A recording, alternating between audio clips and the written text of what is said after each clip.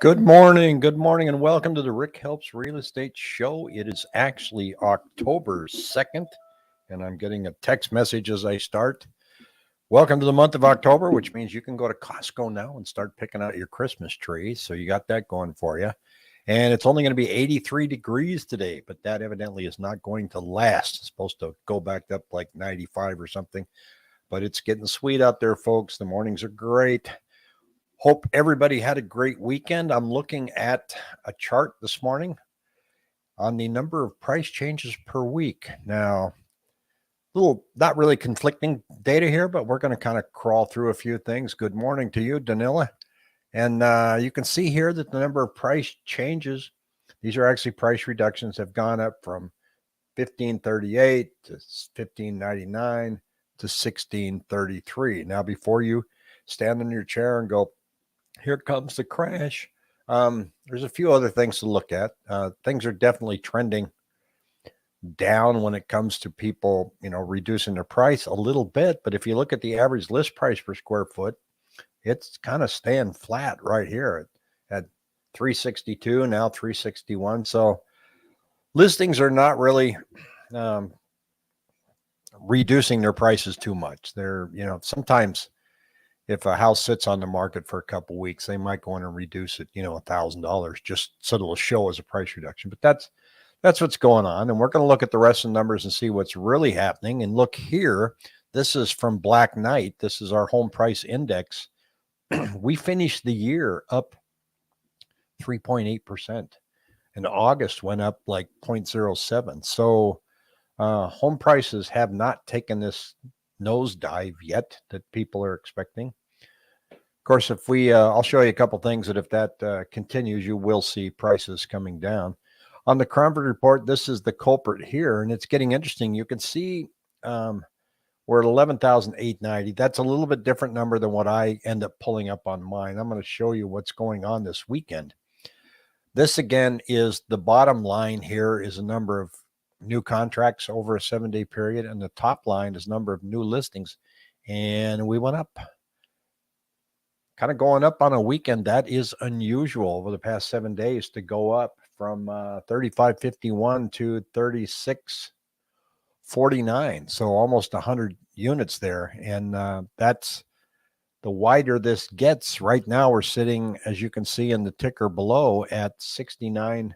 In other words, only 69% of new listings are going under contract. So that if that continues to decline, then you'll see more price decreases. The last time, as soon as rates hit, their peak last year, we ended up with that measurement going down to 65%. We started seeing price reductions. So the gap has to change. The other thing that's going up too, though, that I'm noticing, and that is while prices are not changing that much, seller concessions continue to climb this month, up from a low of 42% and an average of $8,000 to 44%, an average of $8,350. Now, that average is hard to get because you can have an $8,000 average and you can have closing cost concessions of $500 and then $20,000. So it's all across the board, but they are climbing, which means sellers are willing to contribute and help you either with a rate buy down or closing costs in general. So that's a trend that if you're a buyer is favorable for you. If you're a seller, be creative.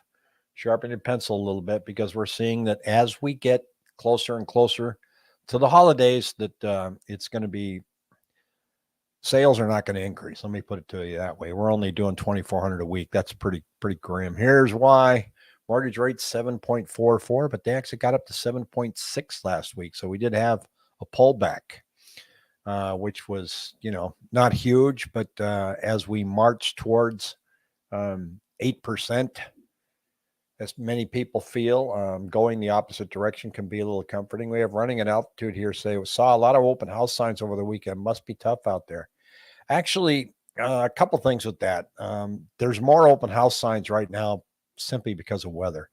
I mean, if you've ever had a garage sale or tried to do an open house in August and September, it's a sweat fest. I mean, it's not something a lot of agents like to do because it's just you're putting the signs out. It's hot. It's awful.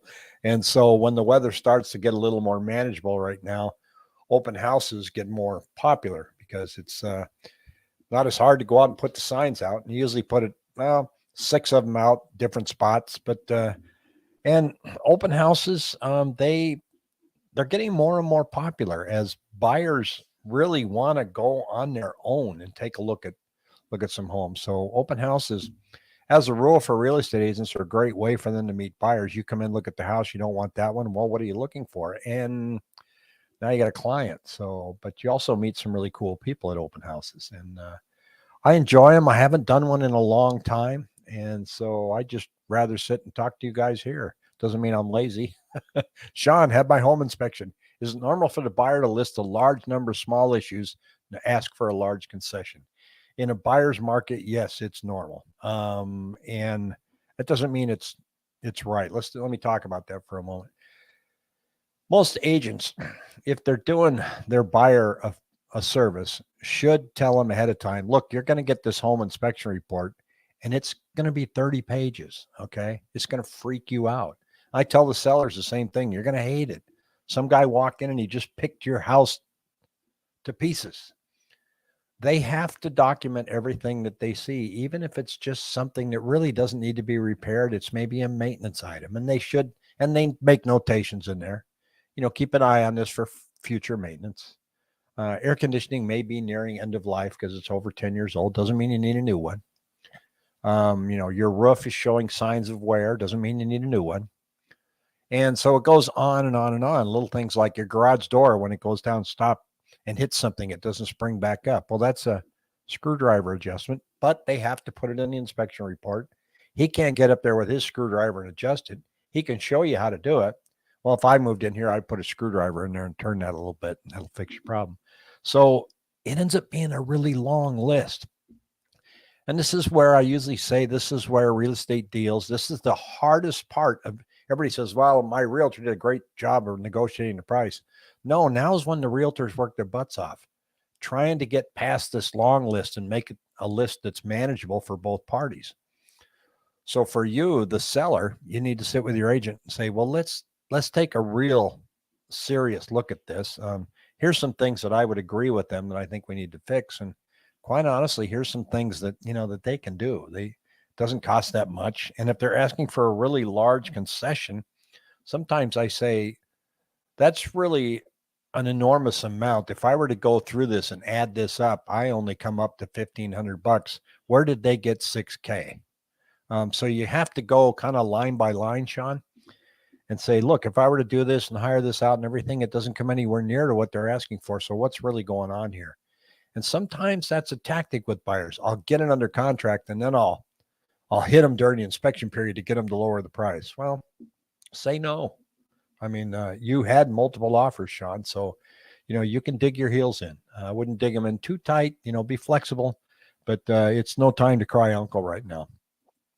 This is the number that if you're waiting for price reductions, you're going to have to see these lines cross, folks.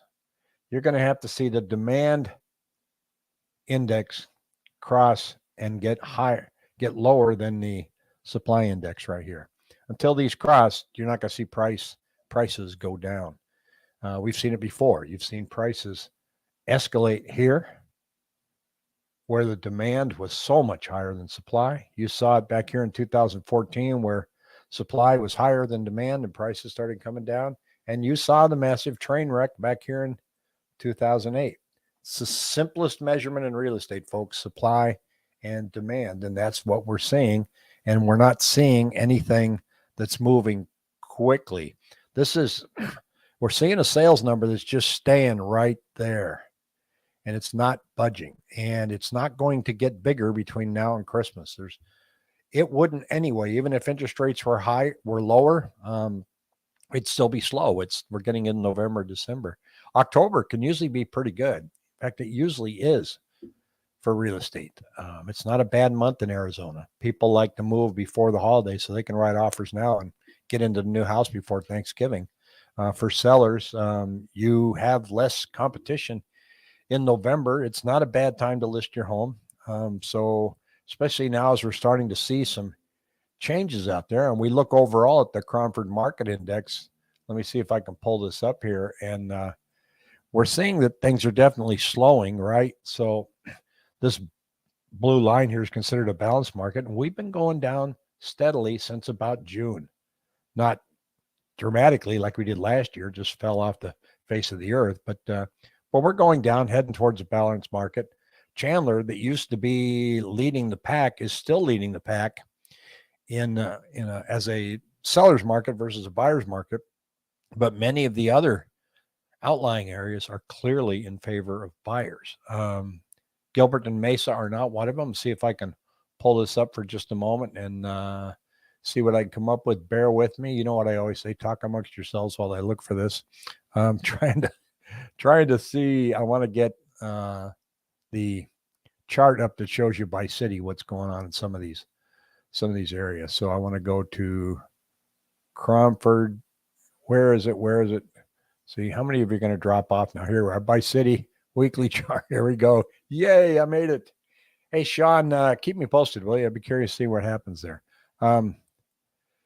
Phoenix has gone down. They're at 182. Now, they consider on this market index anything above 110 is more in favor of sellers, below that more in favor of buyers. But some of the cities you see getting really hit hard are areas like Maricopa, where there's a lot of new builds. So they're down here at 94.9. I think Buckeye's probably going to show you the same thing. And sure enough, look at that, 101.8. And what's the other city that's getting hit hard? Let's see. Let me look at Mesa here for just a moment. Now, Mesa's a mixed bag. They're saying 169.2. Of all the cities that we have in the valley, Mesa has the most divergence in houses, really high-end homes and really run-down neighborhoods. So that index, when you're looking at it by city, and the same with Sun Lakes. If I look at Sun Lakes, I wish it was broke. I wish Sun Lakes had their own separate zip code, but it's 85248, and it's right there with parts of Chandler. And yet their market is so wildly different than anybody else. And so I wish it had its own zip code, simply for the fact that we can go in and look and see what's really going on in Sun Lakes. And it's sitting there at 208, still in favor of sellers, but it's coming down. Chandler is the one I spoke about earlier, and here we are at 212, still pretty respectable. But gosh, I mean, look at it, 2021, 784. That's how much this market has changed. This is what I call the silly season right here. This wasn't everybody. Yeah, hey, Rick, I'd like to see the house. Okay, can you be there in 5 minutes? I mean, you couldn't sit on your hands at all. Even at an index of 212, it's a good house. You can count on other people there looking at it when you are. And from what I understand, open house traffic is not that bad, depending on the neighborhood. So it's not a bad time, like I say, to list. And if you're listing in October, it's a great time for open houses and foot traffic. So here's Fountain Hills here. They do a lot of seasonal dips there. They're at 188. Let me take a look at Gilbert here real quick.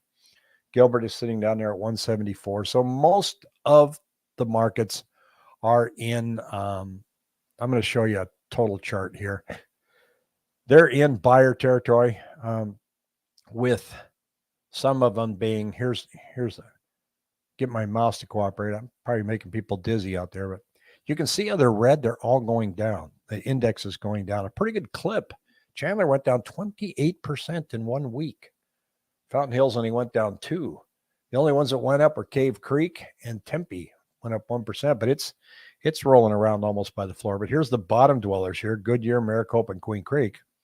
Good market for buyers, but it's because if you have a resale home down there, you're competing with builders, so you'll feel a little pressure out there, and so that's what's making that kind of hard to do. One final note here before I go. There is, if you have little kids, you can go to Disney and Disney Plus right now and watch